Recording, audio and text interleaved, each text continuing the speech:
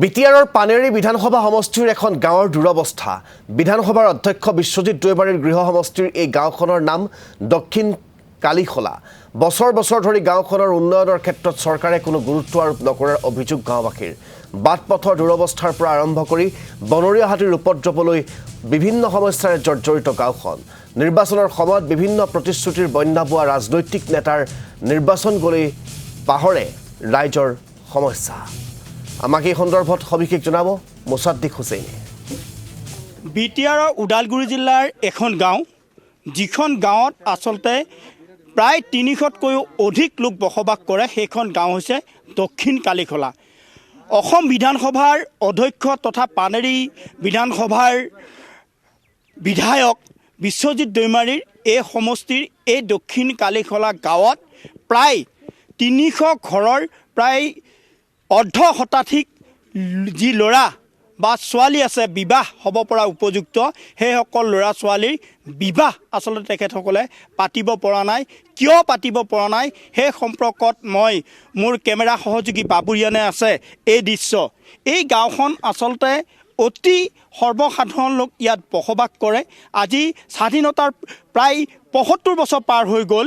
এই ৭৫ বছৰ পিছতো কিন্তু উন্নয়নৰ কোনো মুখ দেখা নাই, যাৰ ফলত ইয়াত বসবাস কৰা প্ৰায় ৩০০তকৈও অধিক ঘৰৰ যি লোক আছে বসবাস কৰি, সেইসকল লোকৰ এতিয়া ইয়াৰ উন্নয়নৰ কাৰণে ইয়াৰ যি আছে ল'ৰা বা তেখেতসকলৰ বিবাহ উপযুক্ত ল'ৰা, সেইসকললৈ ছোৱালী নিদিয়ে বা ইয়াৰ যিবিলাক সুবিধা সেই সুবিধাসমূহৰ পৰা বঞ্চিত হৈ থকা বুলি এখেতসকলৰ অভিযোগ আছে। মই পোনে পোনে এগৰাকী বাইদেউ আছে, মই বাইদেউৰ পৰা জানিম। বাইদেউ, ইয়াত আচলতে কিমান ঘৰ মানুহে বাস কৰে আৰু কিমান দিন ধৰি আপোনালোকে ইয়াতে বাস কৰি আছে?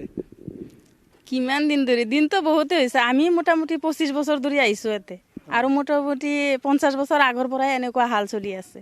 ভোট যেতিয়া ইলেকশ্যন আহে তেতিয়াই চবে কয় ইলেকশ্যনত ভোট দি আমি কিবা সহায় কৰিম, কিবা সুবিধা কৰি দিম, দলং দিম, ৰাস্তা দিম, গাড়ী দিম, কিবা দিম কৈ দিয়ে। কিন্তু পিছত আৰু কাৰো গম নাই, কোনেও নাহে।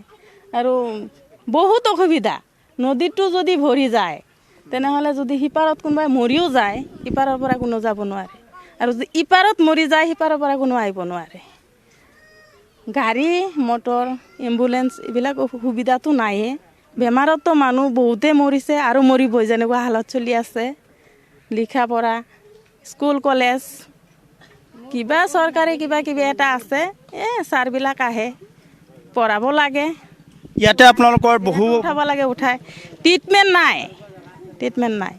কোনোবাজনে শতকৰা ২০জন মানে লিখা পঢ়া শিকাইছে যদিও চেষ্টা কৰি বহুত দূৰ কিবা গৰুৱাজাৰ তিনিআলি তাতে পঢ়াই, প্ৰাইভেটত পঢ়াই যদি অলপ শিক্ষা দিছে ল'ৰা ছোৱালীক, সিহঁতৰো কিবা ট্ৰিটমেণ্ট নাই।